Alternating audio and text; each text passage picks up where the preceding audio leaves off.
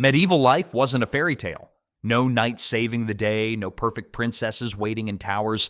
It was real, rough, and full of rules. If you've only seen the movie version, you've barely scratched the surface. The truth? It starts the moment people open their eyes. Most peasants woke up on straw stuffed into cloth sacks placed on wooden planks. If you were lucky, you had a proper frame. If not, the floor was your mattress. The straw got changed maybe twice a year, so by winter you were sleeping on something that probably harbored more bugs than a cheap motel. Blankets were made from scratchy wool or old clothes sewn together.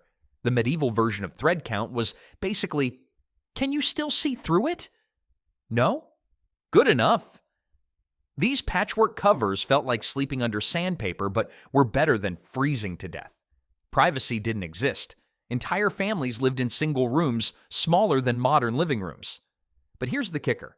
You shared this tiny space with chickens, goats, and sometimes pigs. The animals provided warmth, but also sounds, smells, and occasional floor surprises you didn't want to step on in the dark. Windows were holes in walls covered with wooden shutters, animal skins, or cloth. Glass was incredibly expensive, reserved for churches and wealthy homes. During winter, you chose between warmth or light. Most people chose warmth, spending months in dark caves. Morning light crept through wall gaps and roof holes. Roosters served as alarm clocks. Families woke up wearing the same clothes from yesterday, last week, and probably last month. Laundry day happened about as often as solar eclipses and was probably just as memorable. The morning routine was simple. Wake up, check if you were still alive, and prepare for another exhausting day ahead. Medieval work schedules made modern jobs look like vacations. No 40-hour weeks existed here. The rule was simple. Sunrise to sunset every day, with brief breaks to shove food in your mouth. Peasants weren't specialists with single jobs. They were farmers, animal caretakers, construction workers, water carriers, wood choppers, and repair crews all in one exhausted package. Every job involved back-breaking labor with tools that made modern equipment look futuristic. Spring meant plowing hard soil with wooden plows pulled by oxen if you owned them. Otherwise, you did the pulling. Summer brought harvesting grain with hand tools under blazing sun. Fall was about food preservation and winter preparation. Winter meant fixing everything that broke during the year while trying not to freeze.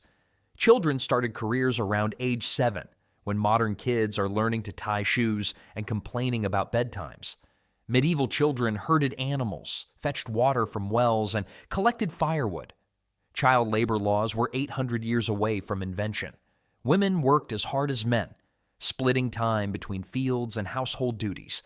While men plowed and harvested, women worked beside them, then went home to cook, clean, spin wool, weave cloth, make clothes, tend gardens, milk cows, make cheese, and raise children. The medieval woman's day was longer than a grocery store receipt. Only breaks came on Sundays and religious holidays, totaling roughly 80 to 100 days yearly. These weren't vacation days, but holy days requiring church attendance while still doing essential chores. No sick days, personal days, or mental health days existed. Hurt meant working hurt. Sick meant working sick. The only day off came from literally dying, and families might still prop you up in fields for extra work. Seasonal work brought different challenges, but exhaustion remained constant. By evening, people were too tired for anything besides eating whatever they could prepare. Medieval cuisine made prison food look gourmet. Peasant meal plans had about as much variety as watching paint dry on wooden fences. Every meal starred pottage, basically whatever vegetables you found thrown into pots with grain and water. This wasn't carefully crafted stew with herbs and spices. This was survival soup that tastes exactly like survival soup. If boredom had a flavor, it would taste like pottage. Bread was important, but not fluffy white bread we know. Medieval bread was dark, dense, made from rye or barley. It was so hard people used it as plates called trenchers. You knew bread was done when it could double as a weapon. Wealthy people afforded wheat bread, but peasants ate dark bread often containing sawdust or chalk to stretch grain further. Meat was like lottery winnings for peasants. They might see pork or chicken on special occasions like Easter or Christmas, but daily protein came from beans, peas, and maybe eggs if they owned chickens. Beef was unheard of because cattle were too valuable for milk and farm work. Medieval spice racks consisted of salt, and if feeling fancy, maybe herbs you grew yourself. Pepper and spices were worth their weight in gold, literally traded alongside precious metals. People ate with their hands most times, sharing bowls and using knives and spoons when available. Forks weren't commonly used until much later. Table manners were simple: grab what you can, eat fast, and don't take more than your share, or someone might take it back with interest. Wealthy people lived in completely different food worlds, enjoying roasted meats, pastries, wine, and imported delicacies. The contrast between rich and poor was nowhere more obvious than at mealtimes. But when rare moments of leisure did come around, people knew how to make the most of them. A few months ago, I had no idea what a health ring even was until my fiancée got me one, and I have to say, I'm shocked this isn't a widely known and used product. It tracks my stress levels, and what I found out is that some supplements made my stress score spike, while others actually helped bring it down. I adjusted a few things based on that, and honestly, I feel 10 years younger. My wife mainly uses it to track her menstrual cycles, and she is obsessed with her sleep quality score. I noticed they are currently running a limited 69% discount, but I don't know how long it will last. It's currently only $60, and it's clear. This one is the best bang for your buck, with other health rings priced around $350 with less functions. They managed to price it this low because they cut out the middleman like Amazon, Walmart, etc., who drive up the price and take a big margin, ending up with the customer paying 3 to 5 times more. If you are on TV, you can check it out yourself by pausing the video and scanning the QR code with your phone camera or clicking the first link in the description of this video. Between endless work, medieval people found time for fun, though it was rarer than finding needles in haystacks. Religious holidays and feast days were main entertainment opportunities, treated like winning tickets to the best show in town. Village gatherings were social life highlights. People came together for feasts, fairs, dancing, and games passed down through generations. Medieval parties got wild with drinking, singing, and dancing continuing into the night. Original party animals didn't need DJs, just someone with flutes and strong lungs. Storytelling was huge entertainment. Before common books, people memorized epic tales, legends, and folk stories shared around fires or in taverns. These storytellers were like human Netflix, providing hours of entertainment with hero, monster, romance, and adventure tales. Music filled the celebration air. People played flutes, fiddles, drums, and simple instruments. Everyone knew folk songs, and singing was a group activity. You didn't need talent, just loud enthusiasm. Public competitions were like medieval sports events. Archery contests, wrestling matches, and mock battles drew crowds and created local heroes. Think CrossFit, but with more potential for actual death. Towns had theater versions, usually religious plays performed in public squares or on traveling wagons. Traveling performers were medieval rock stars. Jugglers, musicians, acrobats, and actors arrived on market days, drawing crowds and bringing news from other places. But of course, all this fun had to happen within the strict boundaries of what society considered acceptable behavior. Medieval justice made modern courts look like afternoon tea parties. The punishment philosophy was simple: make penalties so unpleasant and public that people would think twice before breaking laws again. Privacy wasn't part of punishment. Humiliation was often the whole point. Minor crimes got minor punishments, but medieval minor wasn't pleasant. Stealing bread or cheating customers might land you in stocks or pillories in town squares. These wooden contraptions held heads and hands while townspeople threw rotten vegetables, mud, or worse. It was like dunking booth targets, except instead of water, people threw whatever they'd saved in garbage bins. Stocks were designed for discomfort and humiliation. You'd bend awkwardly for hours or days, unable to move, eat properly, or handle bodily functions. Everyone passing could see, mock, and contribute to misery. Theft was serious because most people had so little. Stealing resulted in whipping, hot iron branding, or finger cutting for repeat offenders. Medieval logic was about as subtle as sledgehammers to faces. The idea was simple. Can't keep hands to yourself? Maybe you don't need all fingers. Serious crimes brought serious punishments. Murder, treason, heresy, and major theft could result in hanging, beheading, or stake burning. These executions were public events drawing crowds like medieval entertainment spectacles. Trial systems differed from modern courts. Instead of lawyers and evidence, medieval justice relied on witnesses, oaths, and sometimes trial by ordeal. Without enough witnesses, you might prove innocence by carrying hot iron, walking through fire, or water dunking. Justice was about as consistent as medieval weather forecasting. Prisons weren't punishment tools like today, but holding cells where people waited for actual punishment or trials. Communities couldn't afford feeding and housing criminals for extended periods, so punishments were swift and final. But staying out of legal trouble was just one part of staying alive in a world where spiritual matters governed every aspect of daily existence. Religion wasn't a weekend activity for medieval people. It was woven into every existence moment like tapestry threads. Church bells didn't just mark hours, but prayer times, work times, meal times, and practically every life aspect. If medieval life had soundtracks, they'd be 90% church bells and 10% animal noises. Days started with prayers, continued with prayers, and ended with prayers. People prayed at specific daily times, and church bells ensured nobody forgot. Morning, midday, evening, and meal prayers were routine parts. Forgetting wasn't just rude, but potentially dangerous for eternal souls. Weekly church attendance wasn't optional. Everyone expected mass attendance, and everyone meant everyone. Missing church without really good excuses like being on deathbeds could result in fines, public penance, or other unpleasant consequences. Church buildings were usually largest, most impressive village structures, and Sunday services were both religious obligations and social events.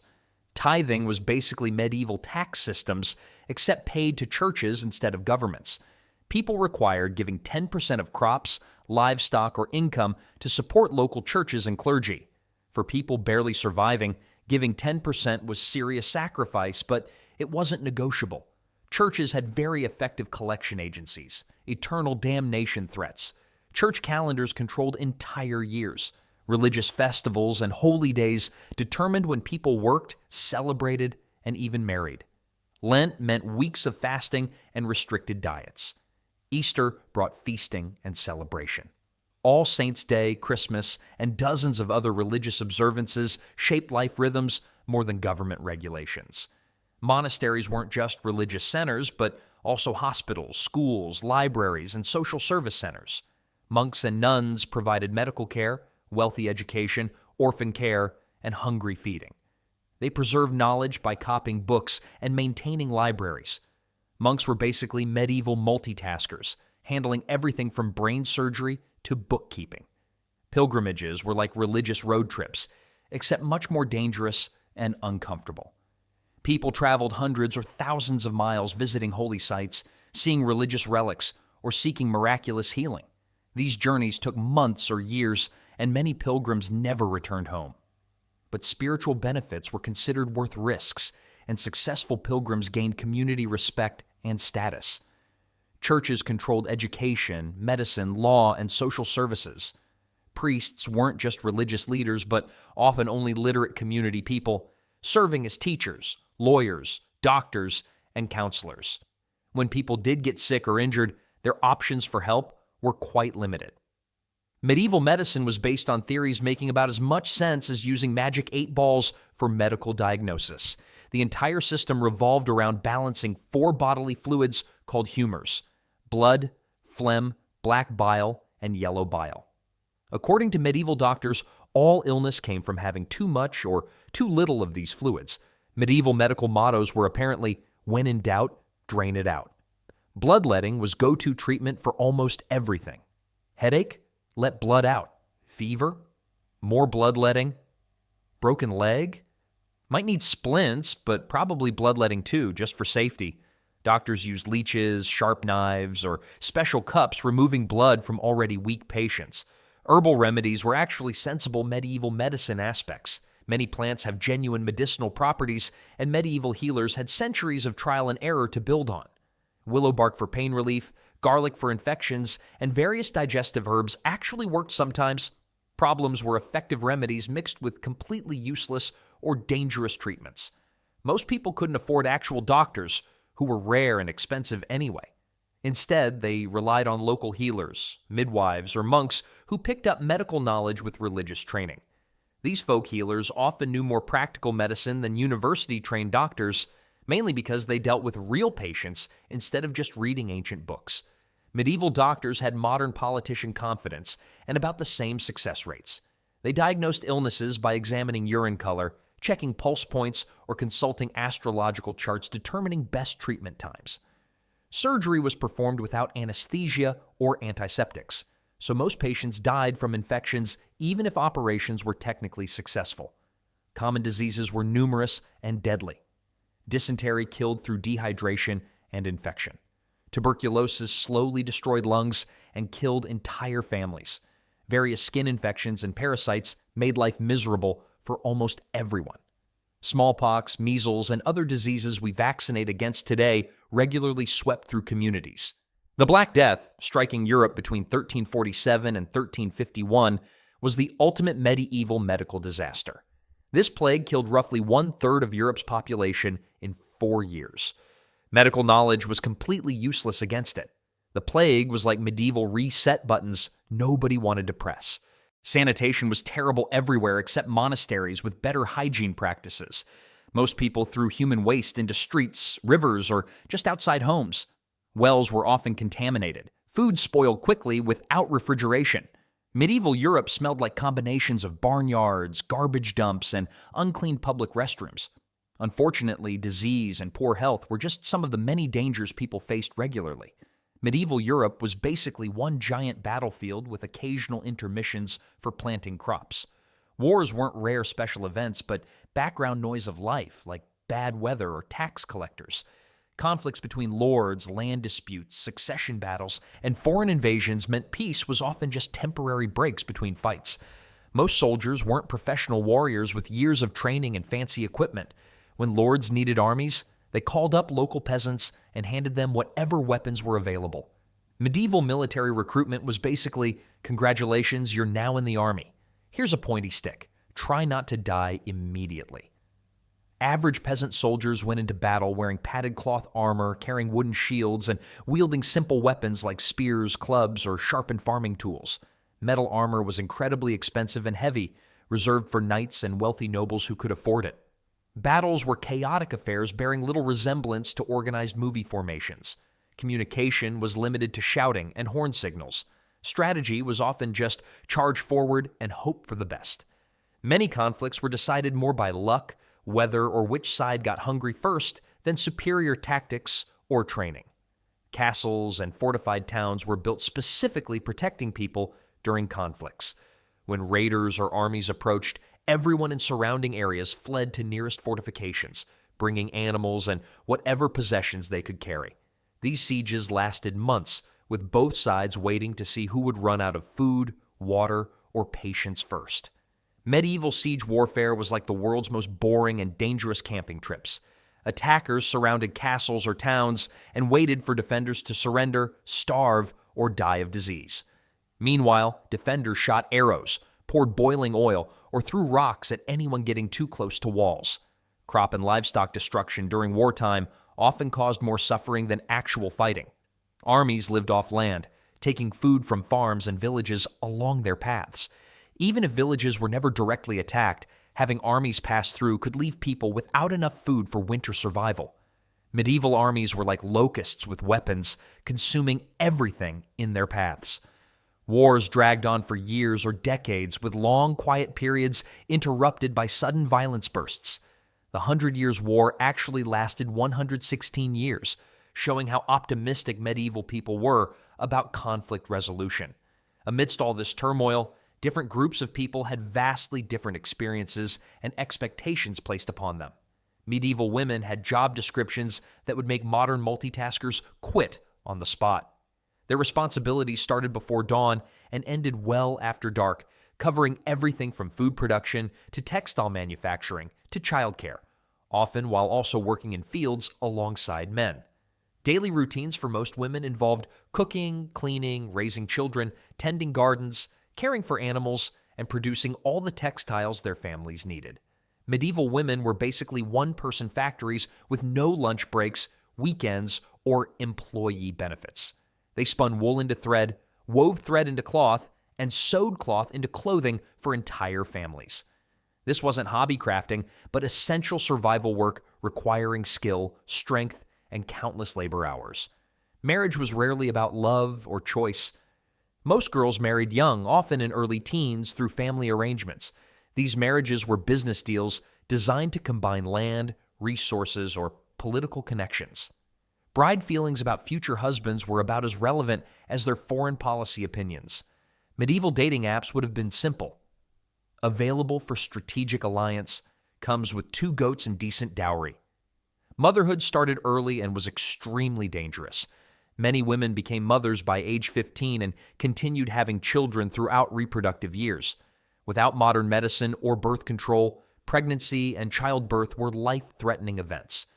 Many women died in labor, and survivors often faced heartbreak of losing children to disease, accidents, or malnutrition. Women from wealthy families had different but equally demanding responsibilities.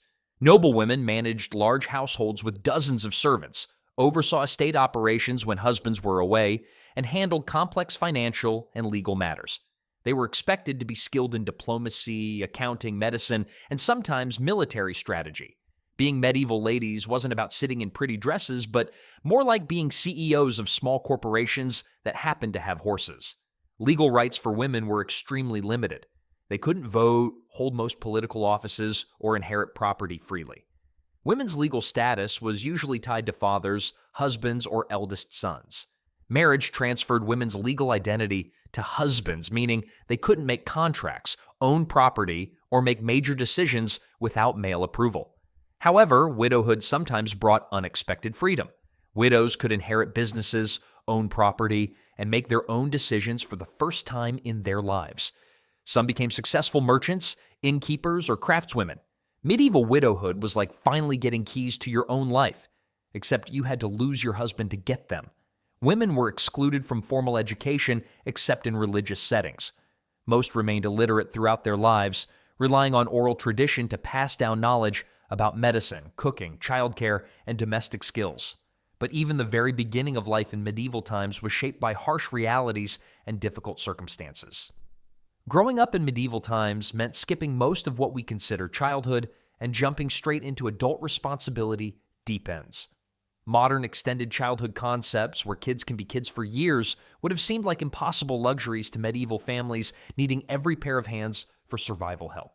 Infant mortality was heartbreakingly high, with estimates suggesting around 30 to 50% of children died before 5th birthdays. Diseases, accidents, malnutrition, and birth complications claimed so many young lives that parents often waited years before becoming too emotionally attached.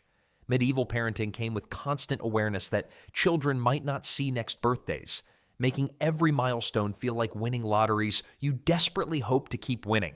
Babies were swaddled tightly in cloth strips, keeping them warm and supposedly safe from injury, but also severely restricting movement. This practice was based on beliefs that infants needed complete stillness to develop properly. Modern parents would probably consider medieval swaddling somewhere between protective and mummification. By age 7, children were expected to start contributing to family survival meaningfully. This wasn't child labor as we understand today, but simply reality that every family member needed to work for family survival. Children herded animals, gathered firewood, fetched water, helped with harvests, and learned basic crafts. Medieval children had job responsibilities before having all permanent teeth. Education was extremely rare and mostly limited to wealthy boys and children destined for religious life. Vast majorities of children never learned reading or writing, instead acquiring knowledge through hands-on experience and oral instruction. Parents taught practical skills.